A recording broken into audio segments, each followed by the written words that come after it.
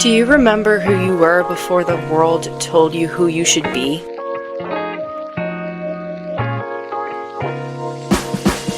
Hello and welcome to the Patience to Prosperity podcast, where we learn how to act in opposition of our limiting beliefs in order to reach our fullest potential. Today is an exciting day because we're embarking on season 2 of the Patience to Prosperity podcast. And as you could tell from this episode title, it's going to be all about healing our inner child and what this really looks like and what this means. You probably hear a lot of birds chirping around me and maybe some wind or people playing outside because I am recording outside today. And I think that's just a huge part of this podcast that I really am trying to embrace and bring through, is just this naturistic aspect that is within all of us and completely connected to the human experience, because we're spiritual beings that are experiencing what it's like to be human for the first time. So in season 2, we're really just looking to live through our youth. Look at the ways that we used to be when we were children and the things that used to light a fire in us, and really just tap into that and lean into that a little bit more, because I think there's so much to learn from our youth. We often overlook our younger selves as this person that was just naive, that didn't know much about the world and couldn't really care too much about things because they didn't have problems to worry about yet. Which is so not true, because they were still going through stuff. And maybe it wasn't as intense as the things that we go through as adults, but that doesn't take away the feelings of what were spiraling through our heads when we were that age, and how deep we were feeling things at that age. Even if it was something that we would deem small now, it's only because we've grown so much now and we've learned so much. So the first thing I want to talk about is this whole concept of structured versus leisure play, because when we're younger, we don't really tap into this structured play. We don't tell ourselves that we have to be doing something else constantly. We just throw on a t-shirt and shorts and we go outside and we play with our friends and we do whatever feels right that day. If we want to play tag, we play tag. If we want to go make a mud pie, we make a mud pie. Like, you don't put these labels and restrictions on yourself until you get older, because you understand how valuable time is. So it's not coming out of ill intent, but it's still limiting ourselves from being able to fully experience life the way that we're supposed to. Because I think our childlike selves were doing it right. They're experiencing life in the present moment, and that's something that we often find ourselves looking for and yearning for, but not fully being able to embody, is this present moment living. So I just want to tell a little bit of a story before I jump into this, because it has a lot to do with this structure versus leisure play that I'm talking about. So when I was younger, I played t-ball. Not for too long, and you'll understand why when I tell this story. But I played t-ball and I didn't enjoy it. I don't really have any fond memories of the people on my team or anything with t-ball in general. But what I do remember is running to the playground on the field during a game. Literally mid-game, probably mid-at-bat when I'm supposed to be up there. And I would run to the playground and I would just do my own thing because that felt right to me. I wanted to play. I didn't want this structured thing where I had to wait around to go up and hit a ball. It wasn't for me. And I knew that from a young age, and I'm looking at that version of myself right now, and there's so much to learn from her.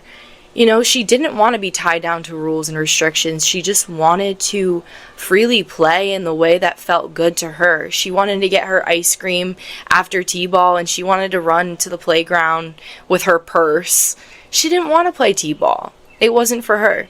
So I just think that... I am just putting that out there because it really shows how structured play puts these rules and regulations on our creative ability that actually ends up limiting our creations and hindering our creative fulfillment that can come out of these things, because we're telling ourselves that there's a certain way to do everything, and that we have to do things not only in this particular way in order for it to be right and in order for us to deem it likable, but we also have to do it at a particular time in order for it to work out, which is so not true.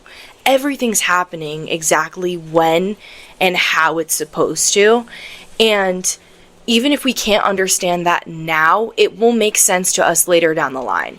Just take any situation in your life, for instance, and look at how it has graced you now and all that it has brought into your life now and taught you now.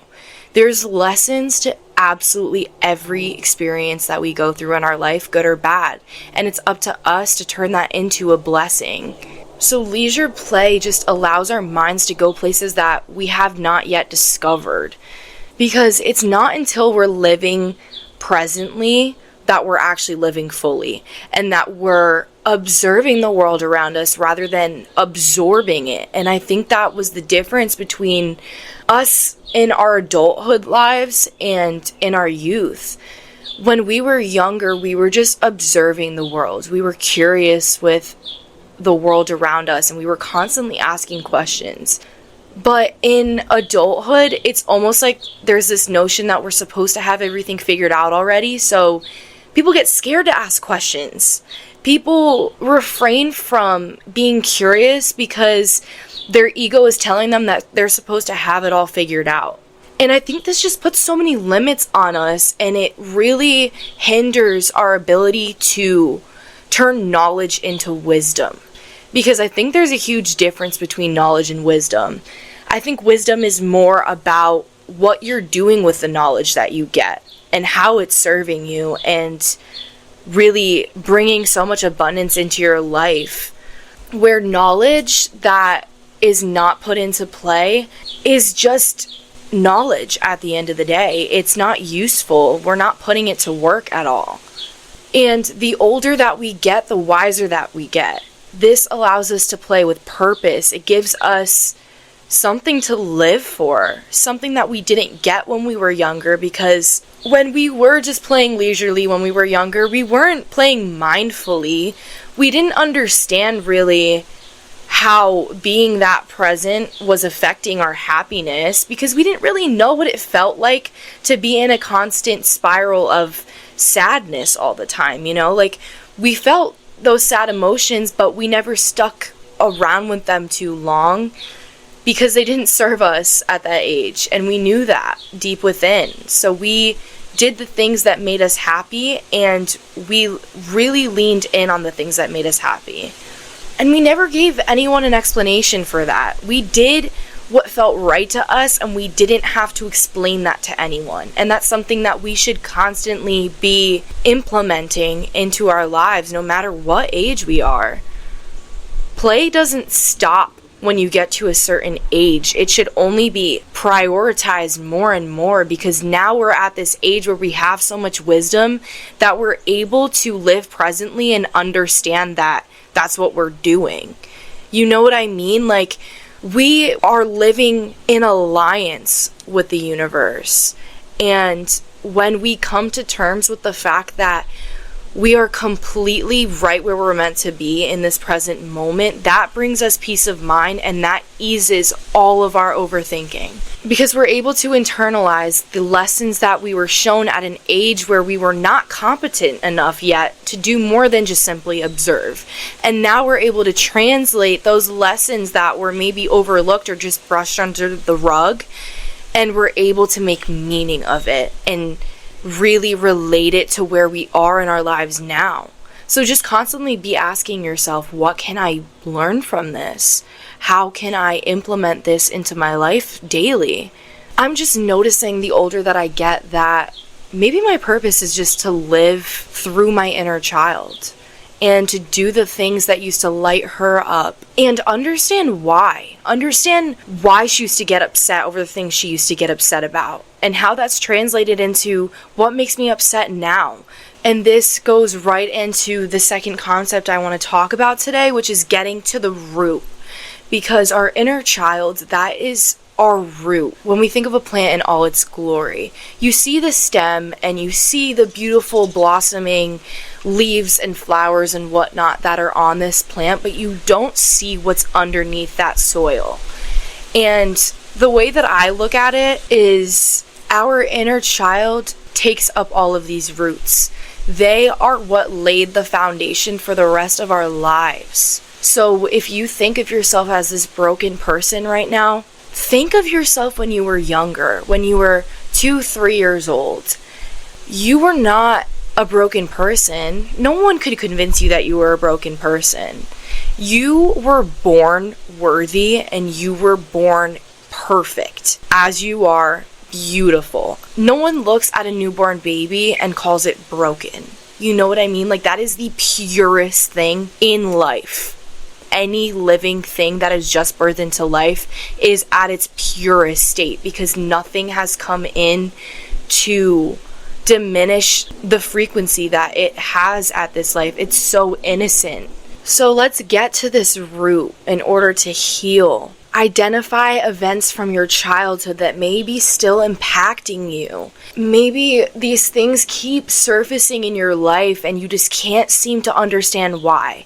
Maybe it's in your intimate relationships, and you know deep down inside that your parents didn't really show you the kind of love that you know that you deserve and that you want in this life.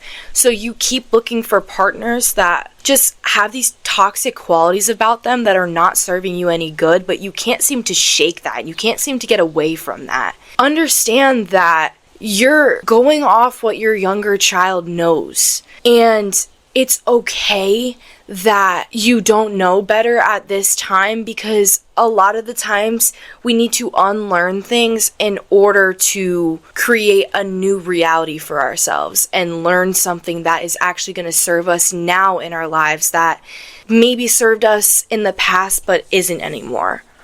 So what did your childlike self need that he or she never got? What were you deprived of as a kid? Maybe you were emotionally neglected.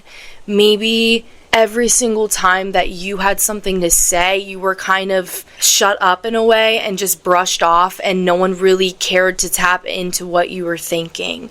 And that has translated into your life now, and you feel like you're always unheard, or no one's acknowledging you the way that you wish to be acknowledged. So you tend to go silent a lot. What ways can you stick up for yourself now that you couldn't as a child? Because now we're competent enough to know our needs and to ask ourselves what we need when we feel a certain way. I saw this post on Instagram that kind of blew my mind a little bit. And it said that people's toxic traits are usually the opposite of their love languages. So, for example, not asking for help as a toxic trait translates into your love language being acts of service. And isolating yourself and going mute sometimes translates into your love language being quality time. And I could go on and on with each one. But I think that just proves in itself that our time here as adults and as we get older is to literally just heal our inner child and give it what it needs to thrive and to survive in order to feel stable. Heal the root so that the tree is stable. And know that the bad things that have happened to us in our life, or the things that we're labeling as bad, because that's key. We put labels on these things to be something that they might not be.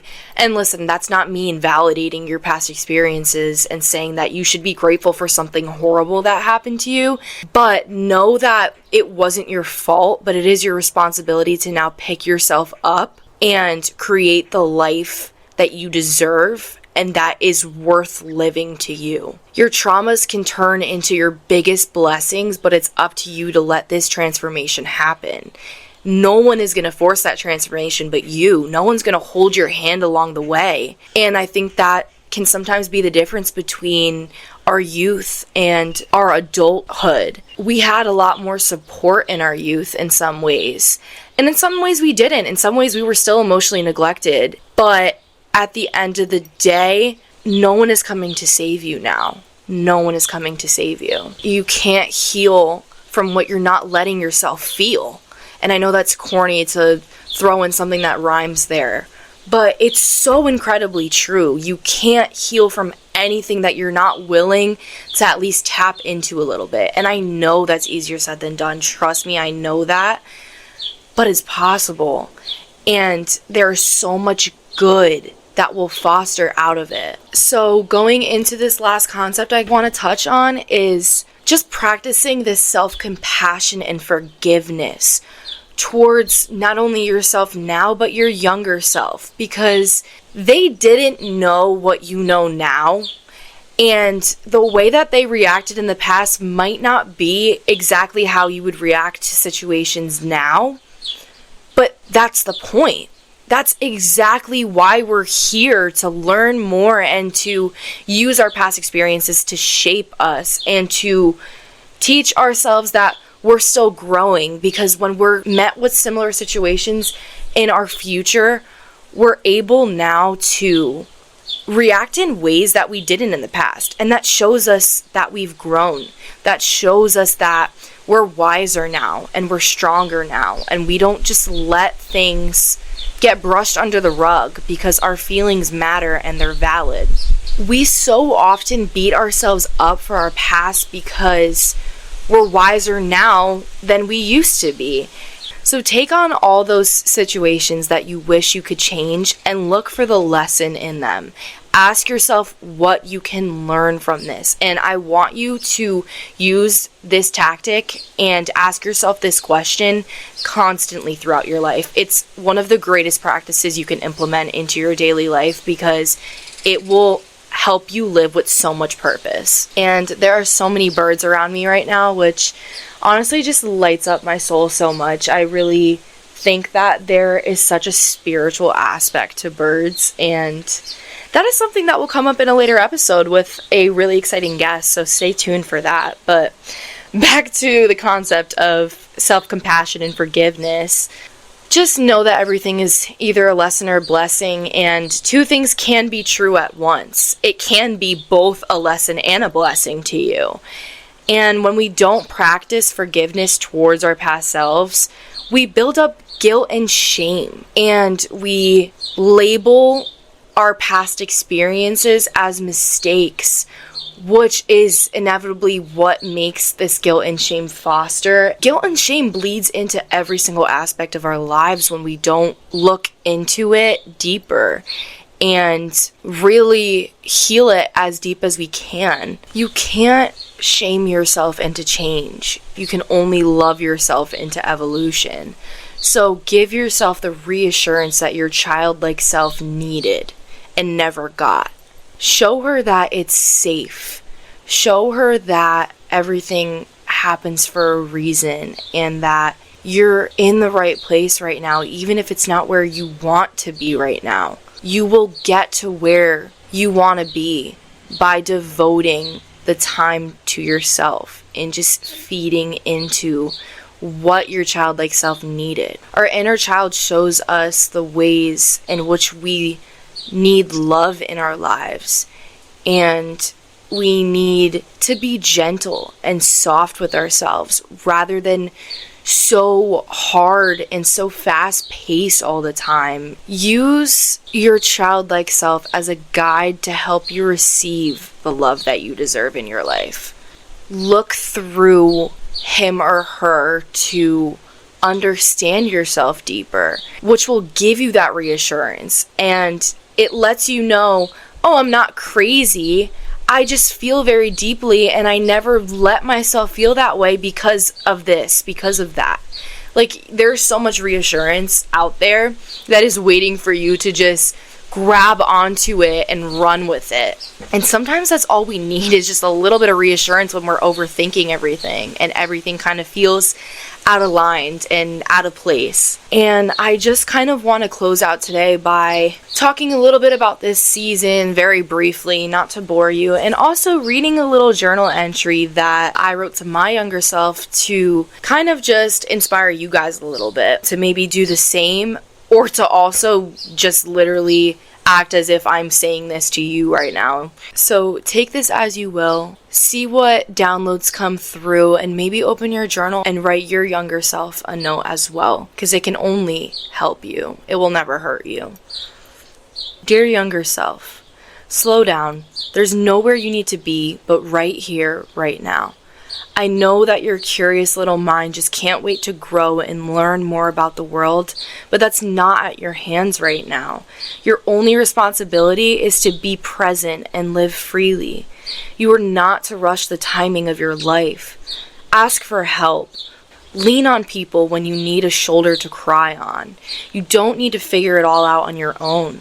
The world is not out to get you, my love. It is waiting for you with open arms and eagerness. Don't dim your light to let others shine. And most importantly, don't you ever regret the love that you gave, for it was never a waste. Your success is inevitable. You are a magnet to all the good that is to come. All you must do, my dear, is trust. Everything will work out even better than you can imagine. It always does. With love, your wiser, older self. So I really hope that you guys can take something from your younger selves as we embark on season 2 of the Patience to Prosperity podcast. I really just think that there's so much to learn from our youth, and it shouldn't be something that we overlook, because we're every single age that we've ever turned in our life. We're still that 3-year-old at heart. We're still that 4-year-olds. Our age doesn't define us in any way. We live in a society where it's almost as if you turn a certain age and you're supposed to have all your shit figured out. Or you're only 15, you're not supposed to know all that. You're such a know-it-all. The second that I turned to my younger self for healing was when I truly understood what healing meant and what it felt like and how to go about it. Now I'm just kind of living life holding my younger self's hand and walking with her instead of fighting her and going against her and making her feel crazy for feeling so deeply and feeling all of the things that she went through at such a young age. And instead of shaming her into growing up so fast and robbing herself of that youth, I'm now trying to embody that youth through the rest of my life and understand that that has never left me just because I got older. So I really, really hope that you guys can also live vicariously through your younger self. And especially this summer, just learn to prioritize play in whatever ways that you can and just get outside. Just move in ways that feel right to you without overthinking it. Just move. So I really hope you guys enjoyed this first episode, and I cannot wait for this season. I have some really exciting guests coming on and some really exciting concepts to talk about that I think can resonate with a lot of people. So stay tuned every Monday and make sure to follow the podcast Instagram at Patience to Prosperity, both on Instagram and TikTok. And I'm also going to try to get some video footage out this season, hopefully. So just stay tuned. I also want to note that I have been putting journal prompts in the description notes of each episode. So take a look at those if you're feeling a little lost and what I'm saying might feel like a lot of information, because I know it's really easy to get overwhelmed while we're in this healing process, because it feels like there's so many steps we have to take and so many things that we have to look at. But that's why I'm here. I'm here to guide you through that and to be here for each and every one of you. So know that my DMs are always open and you're always seen and heard on my platforms, wherever you are. So thank you guys so much for tuning in. I'll see you next Monday. Goodbye.